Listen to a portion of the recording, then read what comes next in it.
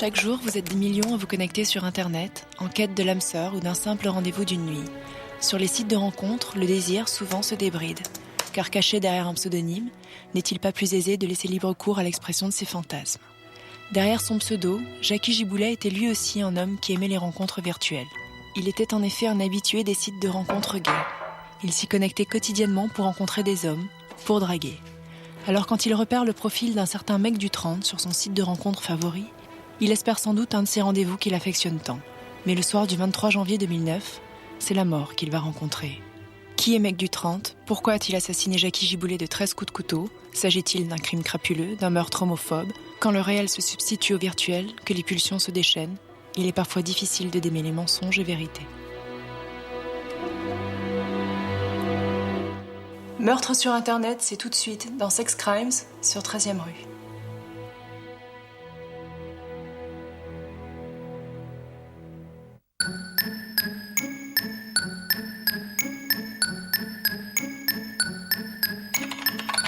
Bonsoir.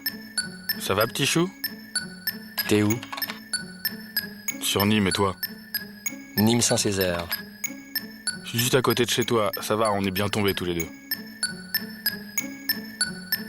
Ce soir-là, Papinours n'est pas si bien tombé.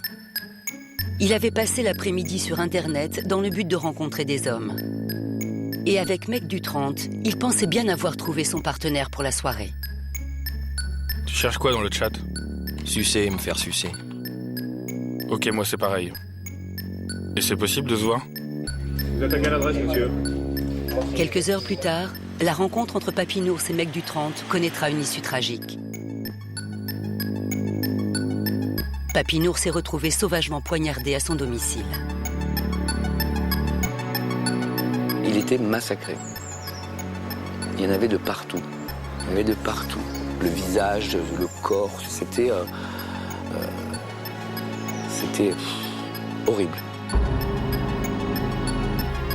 Papinours et Mec du 30. Deux inconnus que tout oppose. Deux univers qui ne se seraient sans doute jamais croisés sans Internet.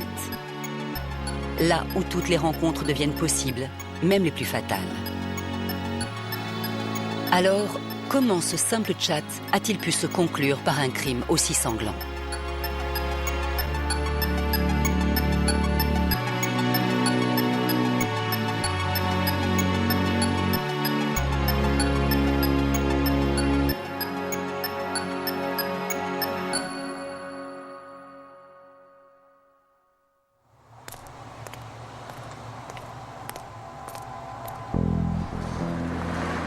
« 23 janvier 2009. Sur les coups de 23 heures, les services de police de Nîmes sont appelés à intervenir au 61 de la rue Mascar, dans le paisible quartier de Saint-Césaire. Mais ils sont loin d'imaginer la scène macabre qu'ils s'apprêtent à découvrir. Derrière ses fenêtres, un homme gît à moitié nu, le corps et le visage lardés de coups de couteau. Je pense que cette victime a bien dû perdre au moins 1 litre et demi de sang. Donc vous avez du sang partout, vous avez une personne qui était victime de coups de couteau avec des lacérations un peu partout sur le corps. C'est une scène atroce. Il y a du sang partout. Il y a un homme qui est à terre, qui est totalement ensanglanté. Il porte, je vous l'ai dit, 13 coups, donc 13 blessures, dont certaines sont, sinon béantes, en tout cas extrêmement profondes. C'est un crime de haine. C'est un crime de haine. C'est un crime de haine totale, de méchanceté gratuite. Vous voyez ça dans les films, c'est un film. Et quand vous voyez ça de vos propres yeux,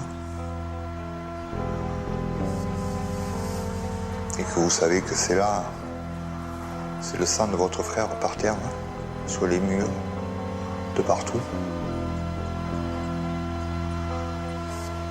Il faut être fou.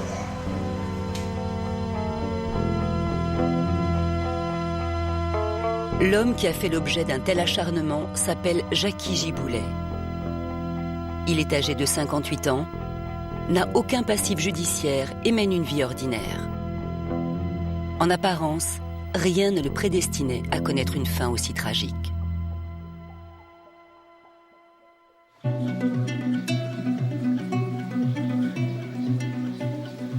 Jackie Giboulet repose dans les montagnes des Cévennes, à Fraissinet de Lozère. Il y avait passé une partie de son enfance.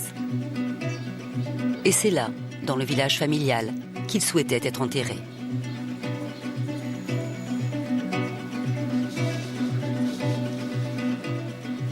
C'était sa terre de cœur. Il a toujours adoré ici. Il avait décidé ça peut-être 2 ans avant, pas longtemps avant. Il a vécu 3 ans ou 5 ans, je ne sais plus, je ne me rappelle plus. Ici, quoi, avec mes grands-parents.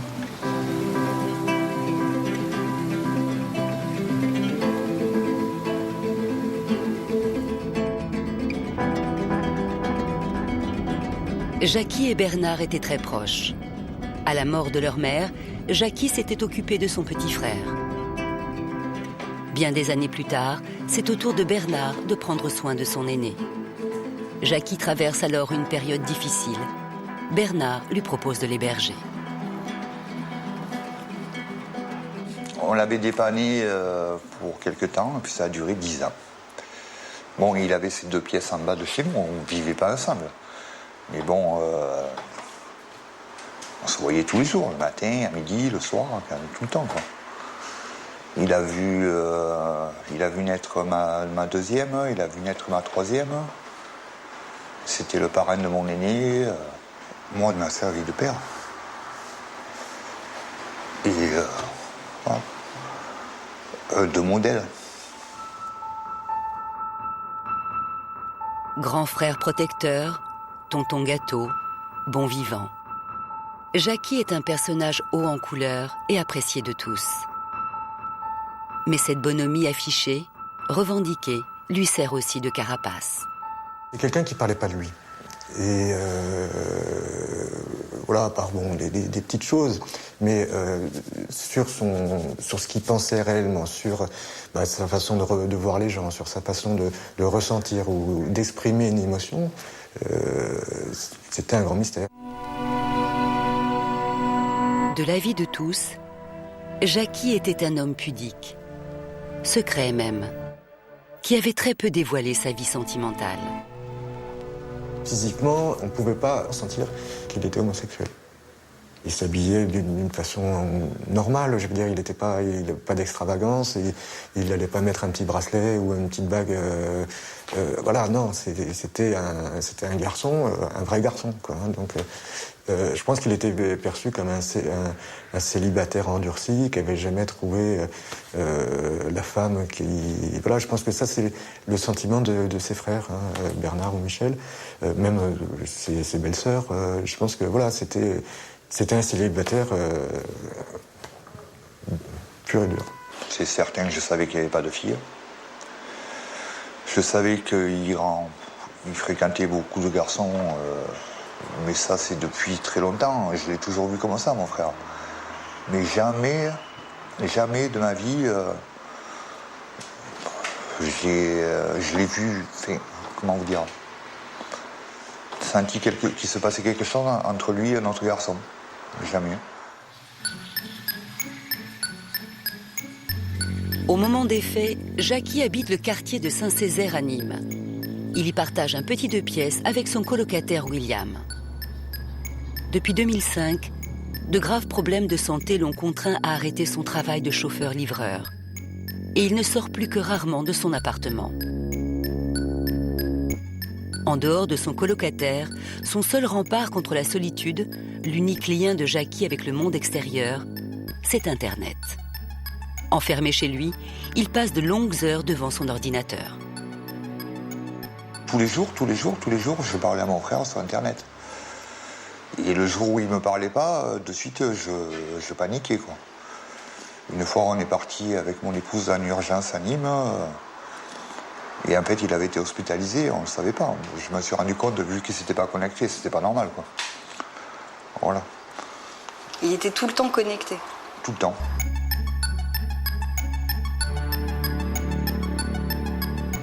Jackie trouve aussi avec Internet le moyen de vivre pleinement sa sexualité.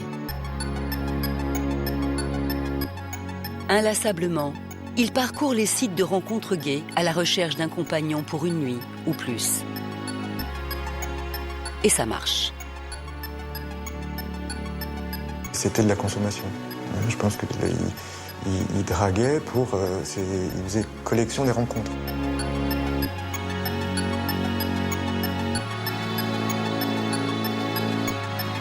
Ces inconnus à peine croisés sur le net, Jackie les reçoit chez lui. Une vie sexuelle avec une part de risque. Mais Jackie n'a pas vraiment le profil d'une victime sans défense.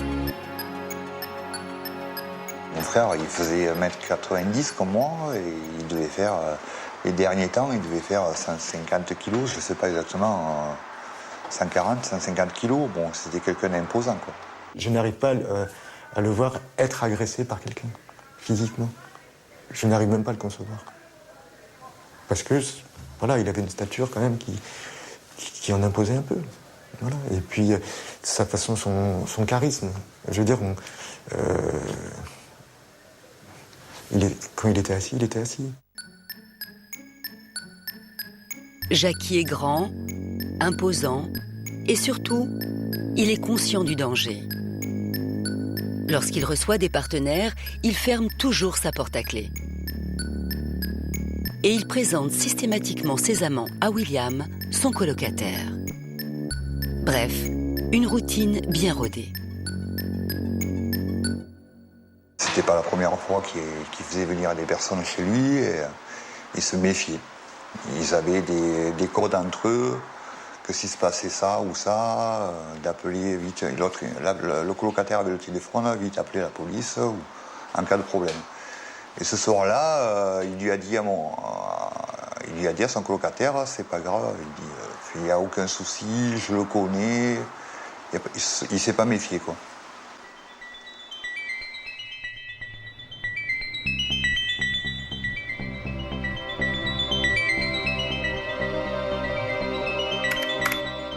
Le 21 janvier 2009, comme à son habitude, Jackie se rend sur son site de chat préféré.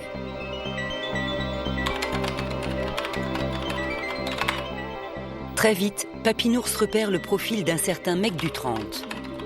La conversation s'engage. Bonsoir. Ça va, petit chou? T'es où? Sur Nîmes, et toi? Nîmes Saint-Césaire. Je suis juste à côté de chez toi, ça va, on est bien tombés tous les deux. Moi c'est Mohamed, et toi c'est comment? Jackie, tu es gay? Oui. Le chat devient très direct. Les deux hommes passent rapidement aux choses sérieuses. Tu cherches quoi dans le chat? Sucer et me faire sucer. Ok, moi c'est pareil. Tu avales? Oui. Tu lèches le cul? Tout ce que tu voudras. On peut se voir ce soir? Pas ce soir, je suis crevé. Demain après-midi. Mais devant le refus de Papinours, mec du 30 insiste. Ben au moins je te suis ce soir. C'est louche. J'ai pas envie de voir débarquer plusieurs mecs pour me casser la gueule. N'importe quoi. Je suis tout seul. Pourquoi tu dis ça? Papinours met fin à la conversation. Le lendemain, la veille du crime, Mohamed revient à la charge. Mais là encore, Jackie décline la proposition de rendez-vous. Nouvelle tentative le jour suivant. Nous sommes le 23 janvier. Mohamed se connecte sous un nouveau pseudo. Il ne s'appelle plus mec du 30, mais mec cool 30, ce qui éveille de nouveau la méfiance de Jackie. Salut, c'est Mohamed. Ça va, petit chou? Encore toi? Tu te fous de ma gueule ou quoi? Ben non, je change de pseudo parce qu'on m'insulte. Menteur. Finalement, Mohamed parvient à rassurer Jackie. Et Jackie lui propose une rencontre. Viens cet après-midi. Je préfère venir la nuit, c'est plus discret. Vers 21h alors. Ok, bisous mon petit chou, à tout à l'heure. Viens vite. Ce soir-là, l'envie sexuelle de Jackie était sans doute trop forte, trop pressante. et le désir a fait taire les sirènes du danger. Ce qui se passe ensuite entre les deux hommes, l'enquête va tenter de le déterminer.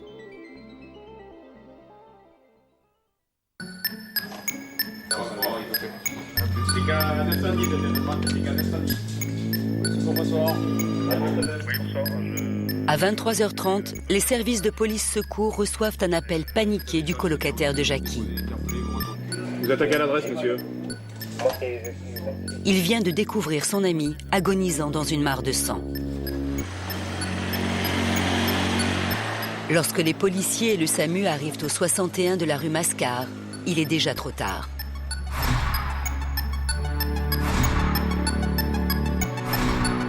Jackie vient de succomber dans les bras de William. Sous le choc, celui-ci livre aux enquêteurs les premiers éléments quant au déroulement de la soirée. Le colocataire nous informe que dans cette soirée, l'auteur des faits donc, est arrivé sous les coups des 21h30, 21h41 plus précisément, puisqu'il a regardé à ce moment-là sa pendule, parce qu'il y avait une émission de télévision. Et à partir de là, il est resté dans sa chambre, il a regardé la télé, il a mangé un morceau et il s'est endormi. Il a été réveillé par des bruits de chaises sur les alentours de 23h, 23h30. Et à 23h30, lorsqu'il est sorti de sa chambre, il a vu l'auteur des faits avec un couteau à la main, lui intimant de regagner sa chambre et de rester à sa place. C'est ce qu'il a fait par peur.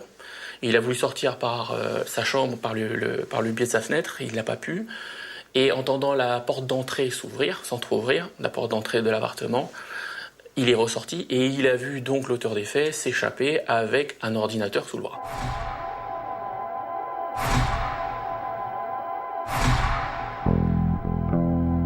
Mais William n'est pas le seul à avoir vu Mohamed. 3 jeunes gens qui traînaient sur un banc, en face de la résidence, ont vu le tueur s'enfuir. Ces 3 témoins oculaires ont non seulement vu l'auteur des faits, mais l'un des témoins oculaires nous a fait spécifier qu'il avait été au collège Condorcet entre 2002 ou 2003 avec cette personne. Le lendemain à l'aube, les enquêteurs font ouvrir le collège Condorcet. Ils récupèrent dans les archives les fiches des élèves scolarisés en 2002. 21 profils sont soumis aux témoins.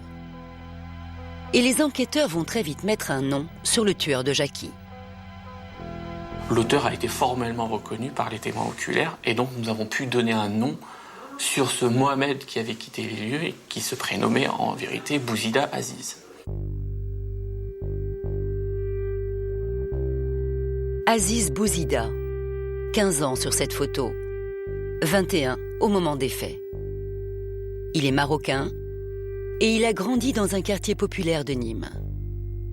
Exclu de tous les établissements qu'il fréquente, il quitte définitivement l'école en classe de 3e, à l'âge de 18 ans. Son nom n'est pas inconnu des services de police. Il a déjà fait l'objet de plusieurs condamnations. Violence aggravée, vol avec destruction et dégradation. Un casier judiciaire de délinquant ordinaire.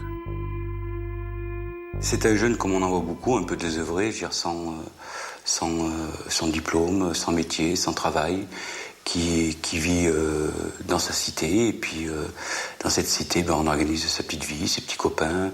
Et puis, on se contente de vivre un peu d'expédients, de petits vols. Et voilà, c'est sa vie.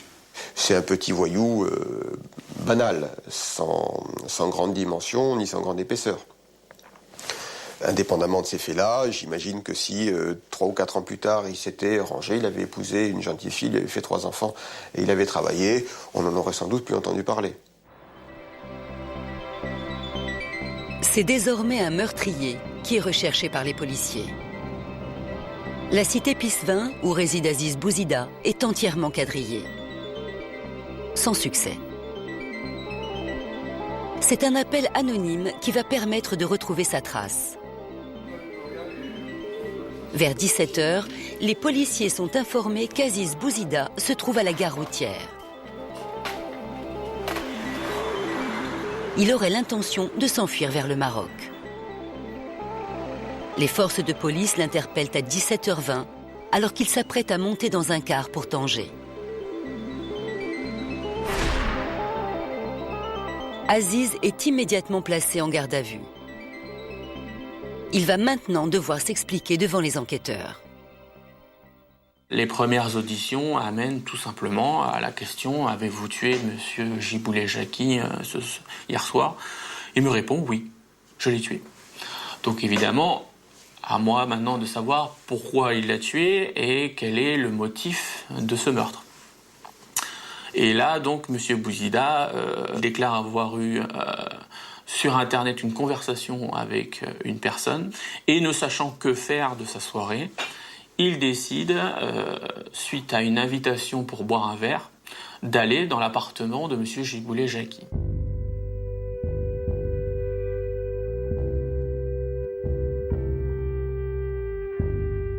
Une fois dans l'appartement, la personne referme la porte.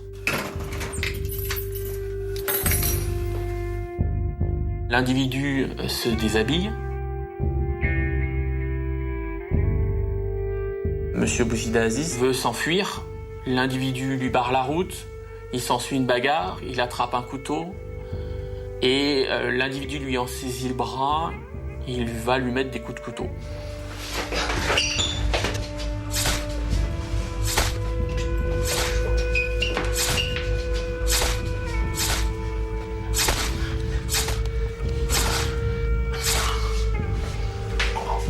Et après, sachant qu'il a conversé sur Internet avec ce monsieur, il lui vole son ordinateur et il s'enfuit.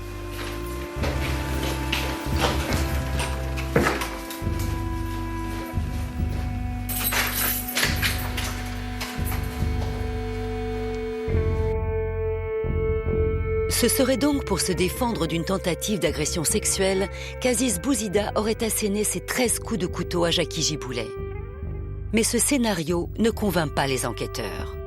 Pour eux, le timing ne colle pas. Tout ça a pu se faire en une demi-heure maximum. Or, il quitte les lieux à 23h15, 23h30, c'est-à-dire 2 heures après l'arrivée effective constatée par le colocataire. Et il n'y a pas que les incohérences d'horaire qui interpellent les policiers.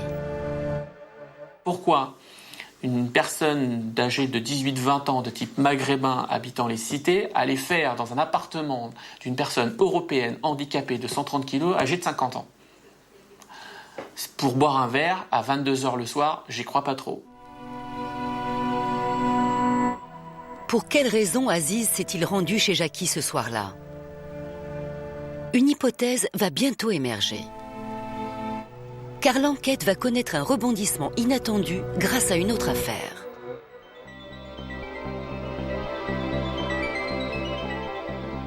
Une affaire de vol qui mêle tous les ingrédients de la première. La victime s'appelle Denis Miceli. Il est homosexuel, il a une quarantaine d'années et il a récemment passé la nuit avec un certain Aziz. Là aussi, tout avait commencé par une discussion sur Internet. On a échangé pendant un grand moment sur le chat et au fil de la conversation, il me propose un rendez-vous pour une rencontre claire, nette et précise pour avoir une relation. Je me rends au rendez-vous et c'est un garçon extrêmement charmant déjà. Bien bâti, un beau mec. Ensuite, nous sommes montés à mon appartement. On s'est installé sur le canapé tranquillement, on a discuté et au bout d'une demi-heure, on va dans la chambre. Et ce qui devait arriver est arrivé. Donc là, vous faites quoi exactement? On fait l'amour 3 fois. Et il reste dormir à la maison. Et le lendemain matin, moi, je travaillais donc à 8h, donc je lui avais prévenu que il fallait qu'il se lève en même temps que moi et qu'il parte en même temps que moi. Et voilà comment s'est terminée ma première rencontre, on va dire, avec Aziz.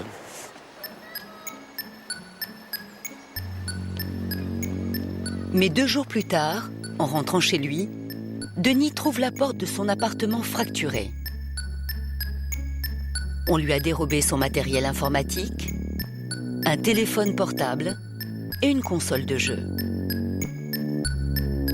Et les empreintes digitales relevées à son domicile vont très vite confondre Aziz Bouzida. Pour la police, aucun doute n'est permis. Aziz utilise ses charmes auprès d'hommes mûrs dans le but de les voler. Monsieur Bouzida avait pour habitude d'allier l'utile et l'agréable. On va avoir des relations sexuelles chez des gens qu'on rencontre via l'Internet. On fait son petit plaisir, on y va, on a sa relation, et en même temps, on regarde dans l'appartement tout ce qu'on peut voler. Si je peux le voler ce soir-là, je le vole. Si je ne peux pas le voler ce soir-là, je reviendrai demain.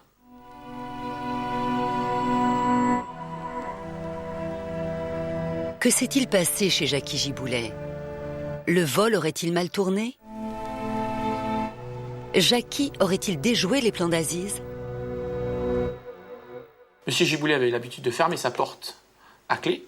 Monsieur Bouzida n'a pas dû voir cela au moment où il est rentré dans l'appartement. Les clés ont été déposées sur le buffet, peut-être juste à côté, mais peut-être pas assez visible. Et à partir du moment où la relation sexuelle a eu lieu et s'est terminée, monsieur Giboulet a sûrement quitté la pièce principale pour aller dans la salle de bain ou aux toilettes. Monsieur Bouzida a sûrement tenté à ce moment-là de voler et de ressortir, mais il s'est retrouvé coincé avec la porte qui était fermée. Et M. Giboulet a dû revenir à ce moment-là. Ce n'est qu'une hypothèse, mais c'est la seule hypothèse qui peut expliquer pourquoi un voleur est devenu meurtrier.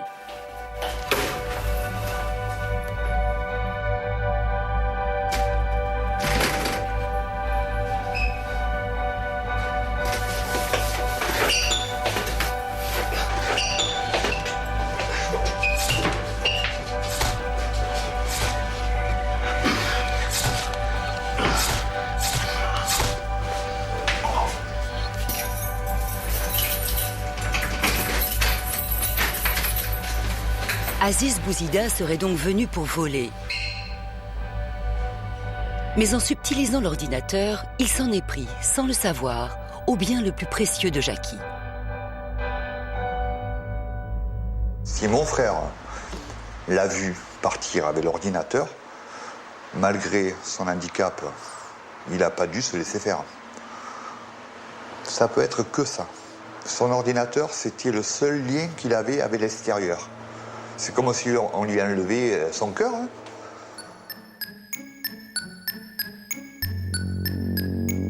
Aziz Bouzida est de nouveau entendu par les enquêteurs. Face aux éléments qui lui sont présentés, il avoue le cambriolage chez Denis Miceli. Mais il nie l'avoir jamais rencontré. Il n'avait d'ailleurs aucune raison de le faire, puisqu'il affirme être hétérosexuel. Êtes-vous homosexuel? Non. Êtes-vous hétérosexuel? Je ne fais l'amour qu'avec des femmes. Aziz maintient ainsi qu'il se rendait simplement chez Jackie avec l'intention de boire un verre. Mais au cours de cette seconde audition, il revient sur sa première version des faits. En larmes, il raconte aux policiers que Jackie l'a forcé à avoir une relation sexuelle. Il est venu vers moi, il m'a écrasé sur le lit. Il avait la rage de baiser. J'ai essayé de le repousser, mais il pesait au moins 200 kilos. Je me suis laissé faire, j'ai été forcé de me laisser faire. Je lui disais d'arrêter, mais il voulait pas. Quand il a arrêté, il a remis son caleçon, moi je me suis rhabillé, il a souri. J'ai pris un couteau et puis je l'ai frappé. Aziz aurait donc été violé. Les enquêteurs ont également du mal à croire à cette thèse contredite par le témoignage du colocataire. Depuis sa chambre, à quelques mètres de là, William dit en effet avoir perçu une relation sans équivoque. J'ai baissé la télévision pour écouter et vérifier que tout se passait bien. J'ai entendu les couinements du lit, vu la cadence perçue sur ce lit, j'en ai déduit que c'était le jeune qui se faisait prendre, et non Jackie. On a, dans les propos du témoin, la manifestation d'un acte sexuel consenti, relativement long, je veux dire avec les détails habituels, quoi, les soupirs, les gémissements, le lit qui grince, etc. Et à aucun moment, on a l'écrit de ce que pourrait être, ou le non, les refus, la dispute de ce que pourrait être une relation qui n'est pas consentie, où il y en a un qui est forcé et l'autre qui se rebelle. Mais depuis l'autre côté d'un mur, est-il réellement possible de distinguer une relation sexuelle consentie d'un viol ? William n'a pas directement assisté à la scène. Aziz dit s'être laissé faire, tant il était paralysé par la peur. Quand Aziz en parlait, on avait l'impression que Giboulet l'avait complètement assailli, c'était un assaut. D'ailleurs, le colocataire dira, le lit grinçait, c'était Giboulet qui était dessus parce que ça grinçait très fort, puis ça a grincé pendant 30 minutes. Donc on peut imaginer ce que Aziz, si c'est dans ces conditions-là, ce qu'il a pu supporter pendant 30 minutes. Le rapport médical n'exclut pas une pénétration anale forcée. Mais il ne relève aucune trace d'ecchymose ou de lutte sur son corps. Alors, que s'est-il réellement passé entre les deux hommes ? Papinours aurait-il pu forcer Mec du 30 à honorer ses promesses virtuelles ?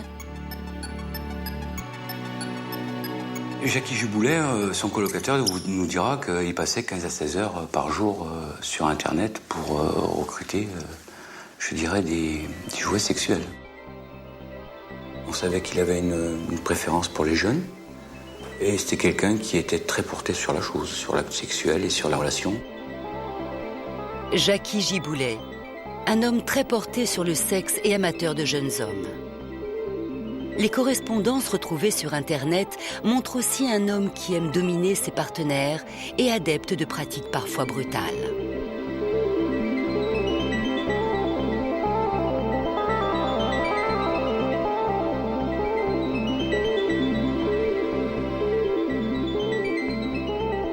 Des échanges virtuels très hard, mais qui ne font pas pour autant de Jackie un violeur potentiel. Je pense qu'un Jackie Giboulet est désinhibé, et n'importe qui d'ailleurs est désinhibé devant son écran d'ordinateur. Et ça serait différent peut-être avec quelqu'un en face. Il a ses attirances, mais je pense qu'elles étaient saines. Il y avait de la convoitise, mais elles étaient saines.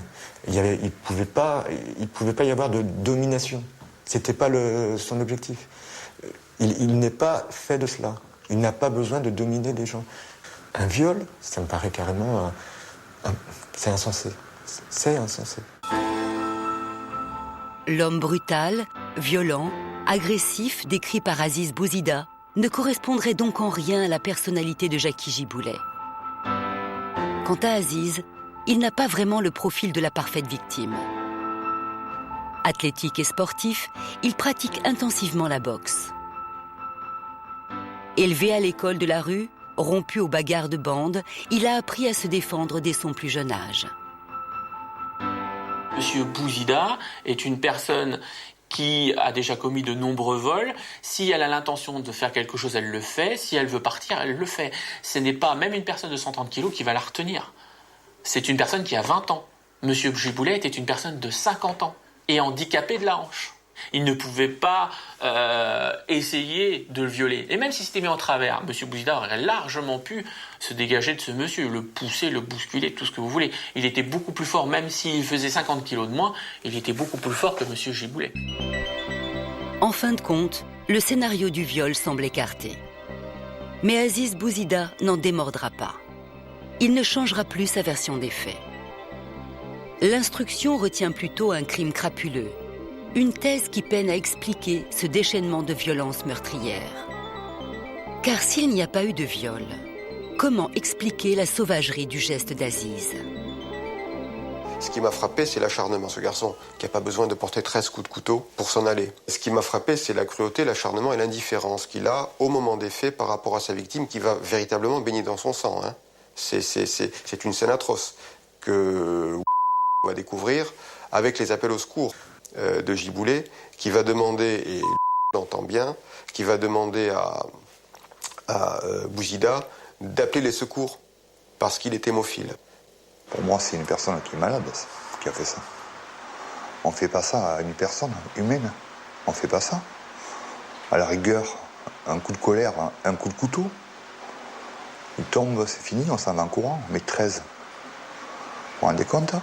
Pour en arriver là, il s'est bien passé quelque chose d'autre ou une volonté à un moment donné de cette personne d'en finir avec Jackie. C'est pas possible. Et c'est pas possible que ce soit pour un ordinateur. Donc il y a autre chose, il y a une folie dans cette personne-là qui a dû s'exprimer pour je ne sais quelle raison. À un moment, il va dire j'ai arrêté de le frapper quand il a arrêté de bouger. Ça, il va dire ça chez le juge d'instruction. Il dit je suis resté debout avec le couteau à la main et je le regardais souffrir. Je pensais qu'il allait mourir, j'avais la rage. D'où vient la rage d'Aziz Bouzida? Comment un simple voleur est-il soudainement devenu ce meurtrier barbare? Le 17 mars 2011, le procès d'Aziz Bouzida s'ouvre devant les assises de Nîmes sans que l'instruction n'ait pu répondre à toutes ces questions. Les audiences dureront 2 jours. 2 jours pendant lesquels Aziz adopte une attitude pour le moins étonnante. On avait l'impression qu'il en avait absolument rien à faire. Qu'il s'en foutait complètement. Cette impression de quelqu'un totalement insaisissable. Pas parce que trop compliqué, mais parce qu'il ne veut pas. Aziz n'était pas au procès. Aziz risque 20 ans de prison. Pourtant, il aggrave son cas en adoptant une attitude provocante. Il reconnaît le meurtre, mais ne laisse paraître aucun remords. Ce qui me frappe, c'est non seulement l'indifférence, mais le mépris qu'il a pendant tout le procès à l'égard de cet homme qui est mort. Même à titre utilitaire, il aurait pu avoir un mot pour lui. Il n'a que mépris. Tous les mots qu'il aura pour lui sont des mots de mépris. Et en 22 ou 23 ans de carrière, c'est la première fois que je vois ça pousser à ce point. Pire, Aziz affiche tout au long des audiences un sourire très mal perçu. C'était un sourire, je dirais, pour se donner une consistance. C'est des sourires qui n'ont rien à voir avec le sourire. Pas facile de passer devant le jury, pas facile d'avoir une attitude, c'est pas facile. Lui, c'était le petit sourire. C'est un drôle de procès en vérité. Car à aucun moment, Aziz ne se défend du crime qu'on lui reproche. Comme si, pour lui, le véritable enjeu était ailleurs. Il était totalement décalé. L'enjeu pour lui de ce procès, c'était surtout que ça dure très peu de temps, que pas grand-chose se dise sur sa vie privée, qu'il en sorte intact au niveau de sa réputation, c'est-à-dire qu'il soit dans le rang de ses copains, des gens de sa génération, de son milieu, et qu'il ne soit pas différent. Que surtout, personne puisse aller dire à sa famille ou dans son quartier, ou à la maison d'arrêt, qu'il est homosexuel. Lorsque la présidente l'interroge, Aziz maintient qu'il a été violé par Jackie Giboulet, mais son témoignage est très confus. Il affirme à présent avoir perdu connaissance au moment de l'acte et ne se souvenir de rien. Il semblait que sa principale préoccupation, c'était de ne pas pouvoir et à aucun moment passer pour quelqu'un qui avait eu des relations sexuelles avec un autre homme. Voilà. Et si ça s'était passé, il n'était pas conscient à ce moment-là. Et si ça s'était passé, il ne le savait pas. Et si ça s'était passé, il avait vengé dans le sang cette atteinte à son intimité. Tout au long de son procès, Aziz Bouzida le répète inlassablement. Non, il n'est pas homosexuel. Non, il ne couche pas avec des hommes. Mais durant ces 2 jours, sa vie intime va être auscultée dans ses moindres détails. Et le témoignage que Denis Miceli vient livrer à la barre fait état d'une toute autre réalité. Il était très à l'aise. C'était pas la première fois. Voilà, c'était... Sur quoi vous vous basez pour... Sur le savoir-faire, quand quelqu'un n'a jamais eu de rapport sexuel... quand un homme n'a jamais eu de rapport sexuel avec un autre homme, c'est pas évident. Il y a des blocages, c'est coincé, on sait pas toujours, on n'a pas l'art et la manière de le faire. Lui, il avait l'art et la manière de tout faire. C'était vraiment pas un problème. Il était vraiment très à l'aise. Face à Denis, Aziz s'enfonce dans ses contradictions.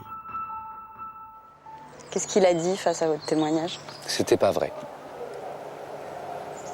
C'était pas vrai. Alors au départ, il n'était jamais venu, on se connaissait pas. Et après, oui, il était venu. On avait juste bu quelques coups. Mais c'est tout. Il a toujours tout nié. Il n'a aucune crédibilité. Il nie l'évidence. Les autres sont des menteurs, les gens sont des menteurs. Aziz Bouzida accumule les incohérences. Des incohérences qui jouent contre lui. Il met son avocat dans une situation insupportable. Le procès s'est pas passé selon les prévisions établies avec Aziz. Il s'en fiche de sa défense. Il n'est pas homosexuel, c'est tout ce qui va compter pour lui. Le procès de la République, Aziz ne s'en préoccupe pas. Il se comporte comme s'il comparaissait devant un autre tribunal et devant d'autres juges. Vos premiers juges, ce sont vos amis, votre famille, vos voisins. Le jugement qu'Aziz redoute sans doute le plus, c'est celui de la cité. Celui du qu'en dira-t-on, celui de l'honneur, celui de sa famille, celui de son clan. Imaginez que dans la Sud à Nîmes, on dise tiens, Bouzida, il est homosexuel. Je ne vais pas utiliser le terme habituel qu'on utilise, mais il est homosexuel. Ça se fait pas. Ça se fait pas. Par rapport à ses copains, il a 20 ans, c'est le cador de la cité, on a l'habitude de faire des cambriolages ou de commettre des délits. Non, c'est inavouable. Ce genre de choses est inavouable. Dans un environnement où la virilité fait loi et où l'homosexualité est tabou, Aziz se conforme aux règles, aux valeurs et aux codes d'honneur de son milieu. Il se présente comme un hétérosexuel pur et dur, et comme les garçons de son âge, il a des petites amies. On a retrouvé 2 de ses petites copines. D'abord, il n'a pas beaucoup de petites copines. C'est un garçon qui est jeune, qui est pas vilain, voilà, qui devrait avoir une vie affective comme tant d'autres. Il n'a que 2 petites copines. Et ni l'une ni l'autre ne parle de relations sexuelles avec lui. La première dit qu'il ne lui a jamais rien demandé, alors qu'ils vont se fréquenter quasiment 1 an. Et la seconde dit qu'il lui a demandé une fois, qu'elle lui a dit que non, c'était pas le moment et qu'il n'a plus jamais insisté. Donc, pour un garçon qui a 20 ou 25 ans, alors même qu'il a une relation suivie avec une jeune fille. Tiraillé entre ses apparences et ses pulsions, Aziz Bouzida semble vivre dans la schizophrénie. Côté face, la petite frappe de banlieue en quête de proie innocente à voler. Côté pile, le jeune homosexuel en quête de relations clandestines. Durant le procès, ce sera la thèse développée par la partie civile. Cette homosexualité refoulée, il ne peut la partager avec personne. C'est pour ça qu'il va aller sur Internet aussi, pas simplement pour trouver des proies à voler, mais pour trouver des homosexuels. Une homosexualité refoulée, une homosexualité cachée, une homosexualité qu'Aziz rejetterait violemment.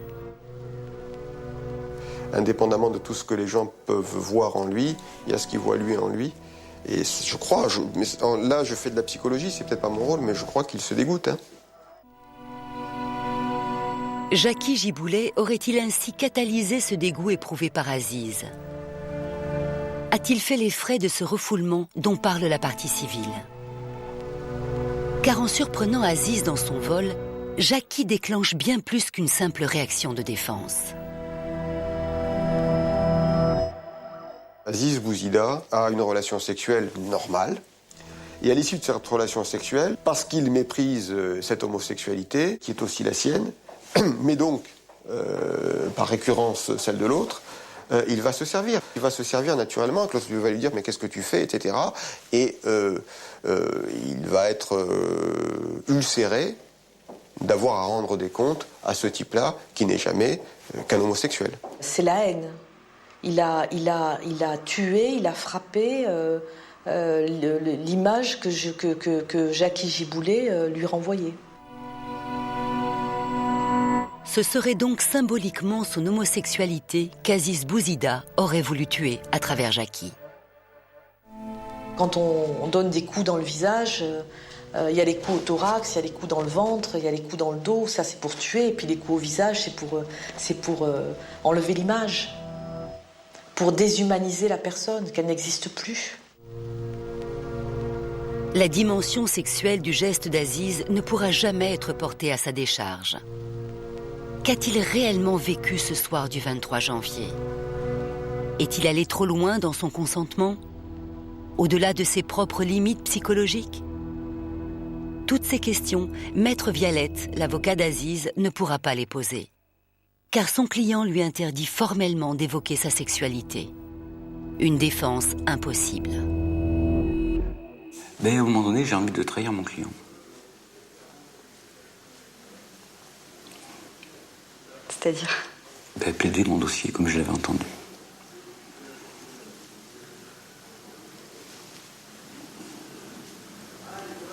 Puis je ne vais pas le faire. Ou si je le fais, je le ferai faiblement. Parce que je dois remplir la mission qu'il m'a donnée. Donc je plaide. En dehors du fait, je plaide qu'il n'est pas un homosexuel. Une plaidoirie périlleuse. Car l'avocat a bien du mal à expliquer aux jurés la présence d'Aziz chez Jackie Giboulet. Et à l'issue de ces 2 jours d'audience, le mobile du meurtre se résume à un simple larcin. Si je ne suis pas homosexuel, alors c'est que je suis nul volé. Si je suis nul volé, je l'ai tué pour du vol. Il ne restait qu'une chose dans la tête des jurés. Et lui voler un ordinateur. On est à milieu du dossier. En refusant d'exposer son intimité, Aziz Bouzida est condamné à 20 ans de prison ferme, assorti d'une peine de sûreté des 2/3, comme l'avait réclamé l'avocat général. Il est extrêmement rare qu'on soit condamné à 20 ans. Alors, à mon avis, c'est lourd, mais c'est en relation avec l'horreur du crime. Je veux dire, le caractère totalement gratuit de ce crime-là. Mais c'est que sa ligne de défense va conduire à la sévérité de la cour d'assises du Gard. C'est lui qui se condamne à 20 ans de réclusion criminelle. De l'avis de tous, Aziz aurait pu prétendre à une peine moins élevée. Reconnaissant son homosexualité en l'assumant dans le cadre d'un procès public, il ne pouvait que reconnaître, je le disais, l'horreur de son crime. Et donc c'est une toute autre configuration. C'est quelqu'un qui a fait un retour sur lui-même, qui perd cette dangerosité-là, qui l'a chevillé au corps. L'expert psychiatre parlera d'une véritable dangerosité sociale. Et je suis persuadé, d'une part, que je n'aurais pas requis 20 ans, et d'autre part, que je ne les aurais pas obtenus si j'avais requis. La peine aurait été inférieure à 20 ans, puisque 20 ans, ça a été la peine décidée pour un vol crapuleux, pour un meurtre crapuleux. Et la thèse qui était défendable dans ce dossier, c'était pas un meurtre crapuleux. En expliquant que, émotionnellement parlant, c'était trop dur pour lui, que la victime lui aurait imposé des choses qu'il n'était pas encore prêt à faire, qu'il aurait paniqué, qu'il se serait senti menacé. Vous voyez, il aurait pu peut-être espérer, je ne sais pas si ça aurait marché, mais espérer une disqualification en coup mortel. J'ai porté des coups, mais je ne voulais pas. Malgré les conseils de son avocat, Aziz Bouzida refuse de faire appel. Il accepte donc le verdict et évite surtout que sa vie privée soit de nouveau déballée. À ses yeux, passer pour homosexuel, c'est la véritable condamnation. Passer pour un meurtrier, c'est peut-être moins grave. Son aura est moins écornée d'être un meurtrier de sang-froid que d'être un homosexuel malheureux.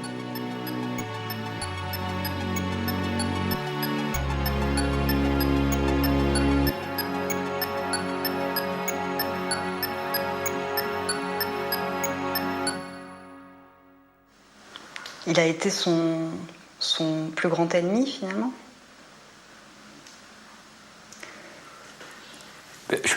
On peut pas répondre, je peux pas vous dire oui à ça.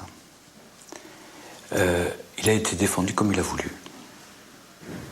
Comme il a voulu. À partir de ce moment-là,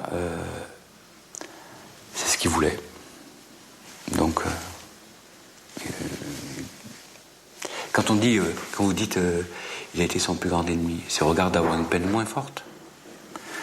Mais si pour lui d'avoir une peine moins forte, c'est pas confortable parce qu'il faut qu'il passe par des choses qui lui sont insupportables, c'est pas ce qu'il veut.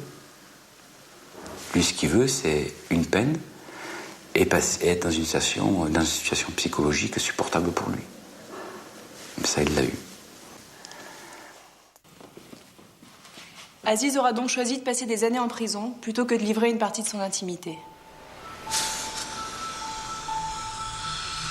La semaine prochaine, direction la région bordelaise. Une femme est retrouvée morte à son domicile.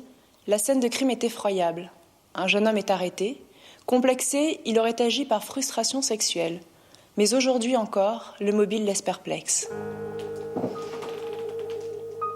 Frustration meurtrière, c'est lundi prochain dans Sex Crimes sur 13e rue.